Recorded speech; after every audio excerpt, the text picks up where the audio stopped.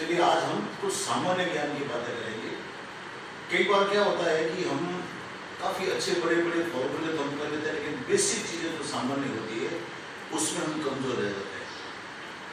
तो आज हम उसकी बात करेंगे, लेकिन एक बात अपन को ये याद अवश्य रखनी चाहिए कि पढ़ाई करने का जो पहला नियम है वो नियम ये है कि हम पढ़ने के उद्देश्य से बैठे, हम ये संकल्प करके बैठे कि भी हम पढ़ना चाहते हैं, हमको पढ़ना है, हम पढ़ रहे हैं।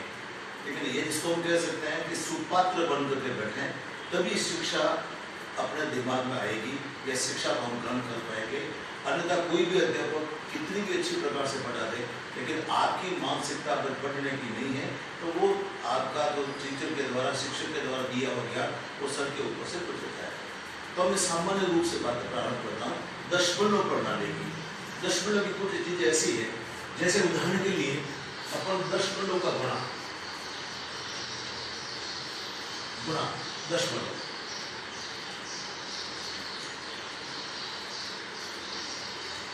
अब जैसे 0.1 है, इसका गुणा हमको 0.1 से करना है। बहुत सामान्य है, बहुत छोटी क्लास की बात बताना है, ठीक है बात।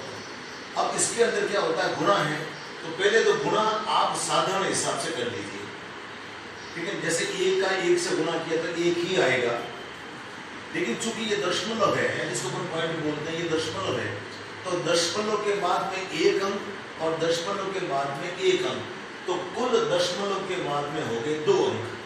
तो इसका मतलब 2 अंक के बाद में पहले अपन दशमलव लगाएंगे। जैसे अभी 1 अंक हो गया और ये 1 हम शून्य और लगा देंगे और यहाँ दशमलव लगाएंगे।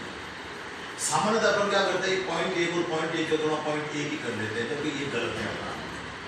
जैसे उदाहरण के लिए ये 0.5 है और ये 0.5, अब इनका अपन गुणा करेंगे तो साधारण गुणा इसका जो किया वो अपन कर देंगे 5 और 5 का गुणा 25 होता है, ये 25। लेकिन अब इसमें ये देखिए कि पॉइंट के बाद में, दशमलव के बाद में 1 अंक और ये दशमलव के बाद में ये दूसरा अंक, तो 2 अंक के बाद में, 2 अंक के से पहले अपन दशमलव लगा देंगे। यानी दशमलव के बाद में 2 अंक अपने होने चाहिए, तो ये 1 हो गया, ये 1 हो गया और यहाँ अपन दशमलव लगा देंगे। यहाँ चूंकि कोई दूसरा अपने पास में अंक था नहीं तो अपन शून्य लगा देंगे, और यहाँ अपने पास के अंदर 2 अंक पड़े हैं तो शून्य नहीं लगाएंगे, दशमलव लगा देंगे। जैसे एक छोटा सा उदाहरण और देखिए, 0.1 और 0.01, इनका हम अपन गुणा कर रहे हैं। तो आप देखिए पहले साधारण गुणा कर दीजिए आप, ठीक है। 1 का 1 से गुणा हो जाएगा तो 1 आ जाएगा, तो ये 1 को अपन ने ले लिया।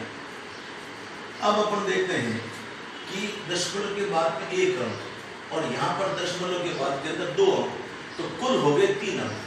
तो 3 अंक से पहले अपन दशमलव लगा देगा। तीसरा अंक अपने पास में नहीं है तो अपन ये 1 शून्य और ये 2 शून्य और यहाँ अपन दशमलव लगा देंगे। ये दशमलव की बात। जैसे एक छोटा उदाहरण और देखते हैं अपन, 0.25 है और ये 0.5 है। अब इनका अपन गुणा कर रहे हैं, तो इनका गुणा कर दीजिए, सिंपल सा।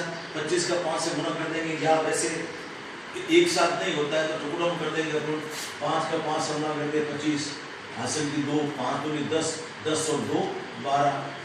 अब आप बस दशमलव लगाना है, तो दशमलव के बाद के अंदर ये 2 अंक और दशमलव के बाद के अंदर ये 1 अंक, तो कुल मिला करके 3 अंक, या दशमलव के बाद में 3 अंक होने चाहिए, या यूं कहिए कि 3 अंक से पहले अपन दशमलव लगा देंगे, तो ये 1, ये 2 और ये 3, ये गुणा। ये सामान्य से बात है, ठीक है।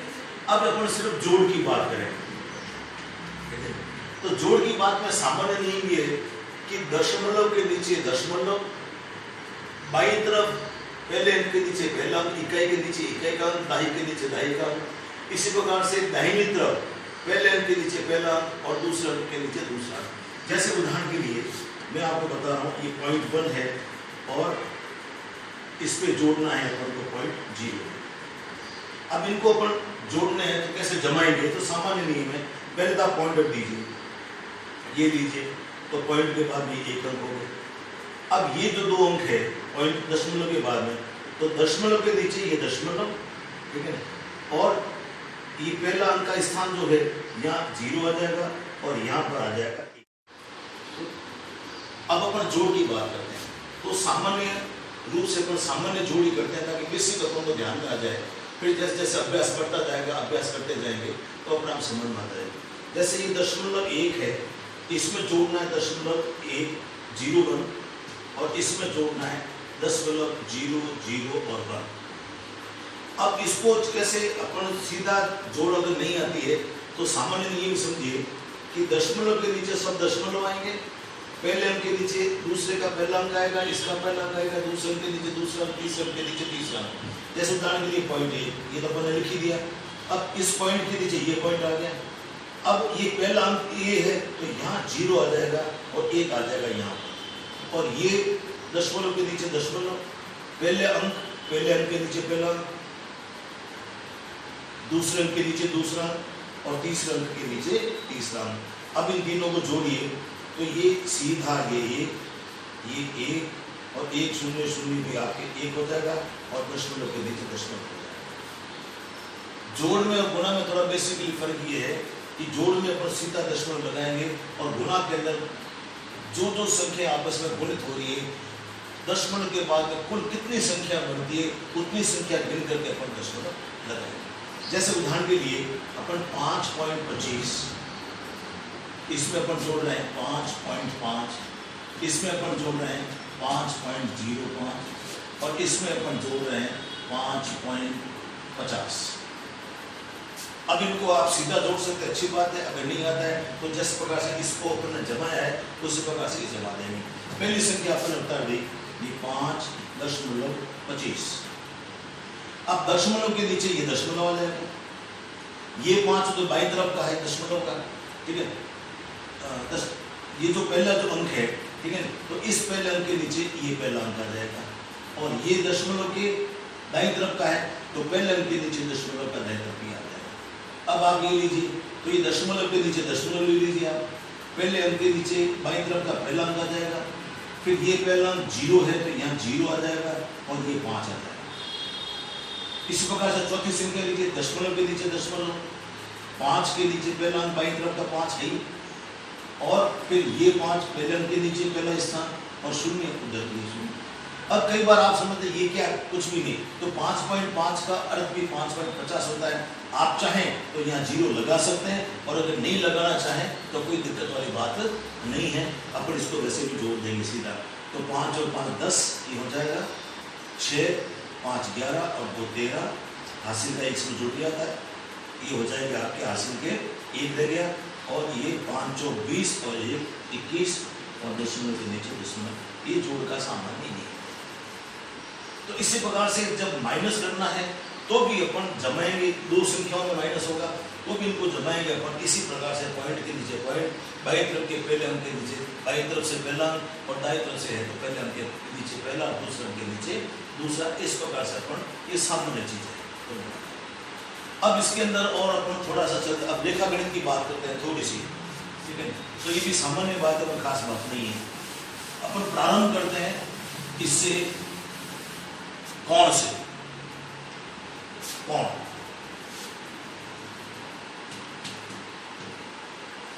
अब अपन कोणों की परिभाषाओं को रटते हैं। देखिए गणित का पढ़ने का, अध्ययन करने का पहला नियम ये है कि आप उस चीज को समझिए ये क्या है।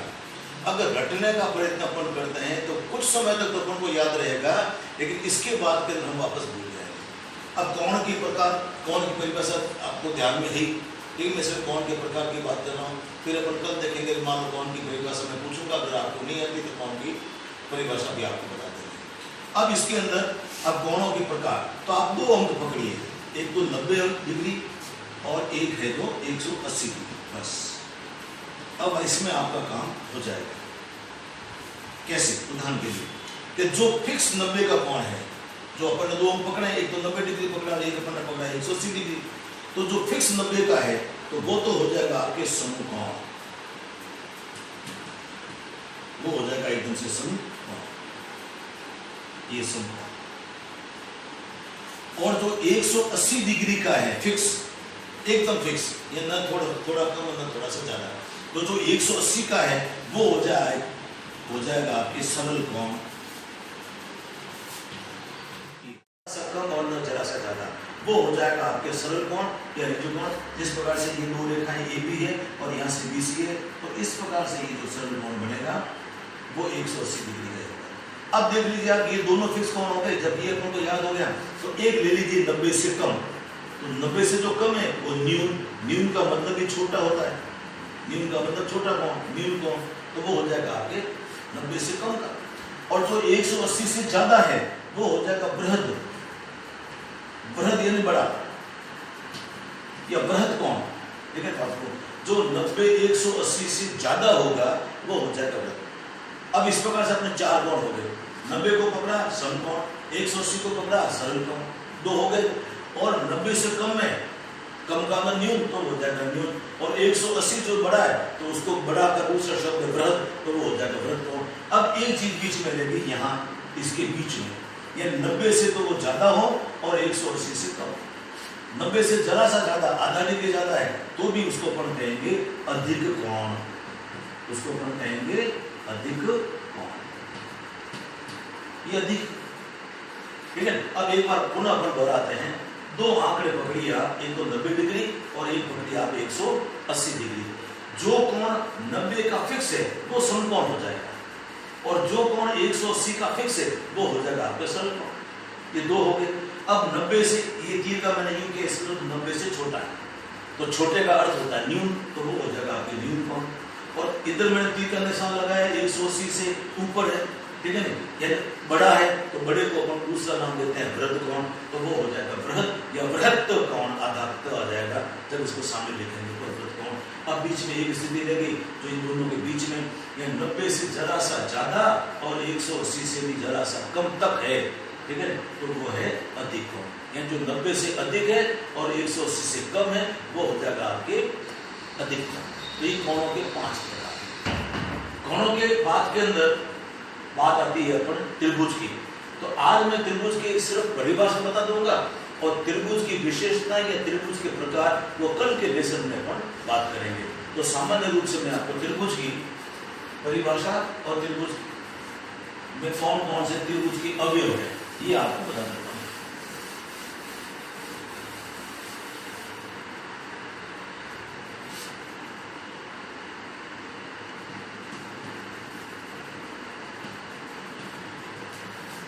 अब सामान्यतः अपन रेखागणित के अंदर जो परिभाषा याद करते हैं उसको अपन रटते हैं, और त्रिभुज की जितनी भी परिभाषाएं लगभग है वे ऐसी परिभाषा है जिसको सिर्फ समझो तो आप जीवन में कभी नहीं बोल सकते। अब जैसे मानो त्रिभुज की परिभाषा है, तो अब देखिए इसका अपन संधि विस्तृत करें या इसका शब्द का अपन विश्लेषण करें, तो त्रि का मतलब 3 और भुज का मतलब भुजाएं।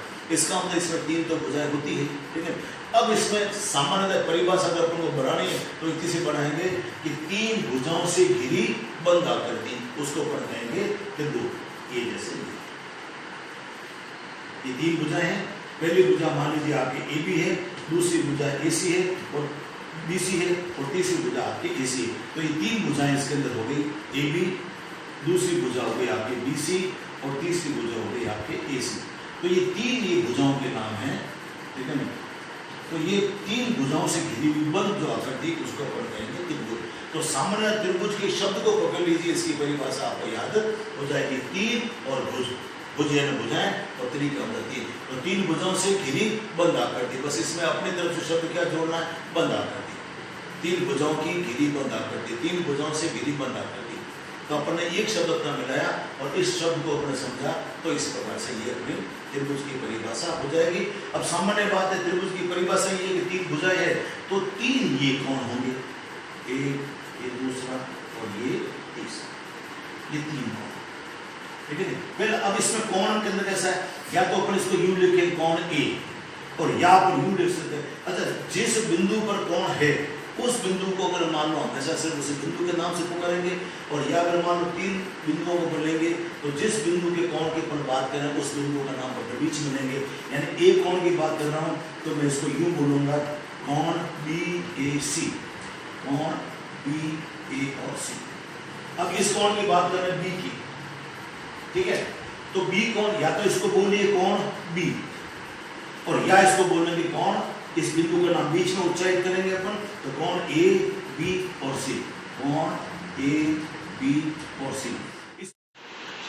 और अगर मान लो अपन इस सी कोण की बात करें, ठीक है, तो या तो इसको बोलेंगे कोण सी, और या इसका नाम बीच में उच्चारण करेंगे कोण ए सी और बी, कोण ए सी और बी, ये थी। तो इसके अवयव त्रिभुज के कौन से अंग है या कौन कौन से अवयव है, तो सामान्य त्रिभुज के अंदर 3 भुजाएं होती है और 3 इसके अंदर कोण होते हैं। और ये जो बिंदु है ए और बिंदु बी और बिंदु सी, बिंदु ए, बिंदु बी और ये बिंदु सी, ये तीनों मिलकर के त्रिभुज के 3 शीर्ष बिंदु कहलाते हैं। तो इसमें त्रिभुज के अवयव कितने हो गए? 3 शीर्ष बिंदु, 3 भुजाएं और 3 कोण। ये त्रिभुज की परिभाषा। एक बार अपन पुनः दोहराते हैं। त्रिभुज 3 भुजाओं से घिरी बंद आकृति को त्रिभुज कहेंगे। त्रिभुज में 3 भुजाएं होगी, ये तीनों का नाम है। अपन ने ABC लिखा, कोई PQR लिखे, कोई MNO लिखे, कुछ भी लिखे, अलग बात है। और 3 इसके कोण होंगे। जिस बिंदु की बात करेंगे या तो उसी बिंदु का नाम लेंगे और या अपन उसके बिंदु को बीच में लेंगे। जैसे कोण A है तो या अपन कोण A बोलेंगे या कोण B, A और C बोलेंगे। और इसके 3 शीर्ष बिंदु होते हैं, ठीक है, बिंदु A, बिंदु B और बिंदु C। ये इसके 9 अवयव होते हैं, 3 भुजाएं, 3 कोण और 3 शीर्ष बिंदु। अब त्रिभुज के प्रकार की बात है तो इतना से आज बात करेंगे कि भुजा के आधार पर त्रिभुज के प्रकार, और दूसरा होता है कोण के आधार पर त्रिभुज के प्रकार। तो 3 ये होंगे और 3 ये होंगे। तो 6 प्रकार के अपन त्रिभुज पढ़ेंगे कल, तो उसके बारे में बात करेंगे। आज अगर आप याद कर लेते हैं तो सामान्य 4वीं, 5वीं, 6वीं, 7वीं, 8वीं तक का ये एक प्रकार का सभी का आपके काम हो जाएगा। अब एक और इम्पोर्टेंट बात, सरकार जो आपको निर्देश दे रही है कोविड-19 को लेकर के या कोरोना को लेकर के, तो इसके बारे में आपको और आपके पूरे परिवार से हमारा यही निवेदन है कि उन गाइडलाइन को आप आराम से पालन कीजिए और अपना बचाव ही इसका उपचार है। बाकी अभी तक कोई दवाई नहीं बनी, अभी तो कोई वैक्सीन नहीं बनी है। अब समाचार में आप देखिए लाखों की संख्या में लोग हॉस्पिटल में भर्ती हैं, उनकी हालत बड़े तेजी से खराब हो रहा है। आप अपने घरों में रहिए, अध्ययन करिए, परिवार के साथ बैठिए, परिवार से संवाद करिए, आपस में बातचीत करिए, दादा दादी से, नाना नानी से कहानी सुनिए, माता पिता से अच्छी शिक्षा कीजिए। और अभी वैसे भी गर्मी है, टेम्परेचर बहुत बड़ा है, आप अपने घर में रहिए, लू से भी बचाव हो जाएगा, गर्मी से बचाव हो जाएगा और कोरोना से भी आपका बचाव हो जाएगा। आपस में कहीं भीड़ भाड़ के इलाकों में या भीड़ भाड़ वाली जगह पर आप नहीं जाएं और सरकार जो गाइडलाइन देती है उसका आप सभी पालन करें। ये आपसे और आपके पूरे परिवार से, आपके आस पड़ोस रिश्तेदारों सभी से इस विद्यालय का ये सभी से निवेदन है। धन्यवाद।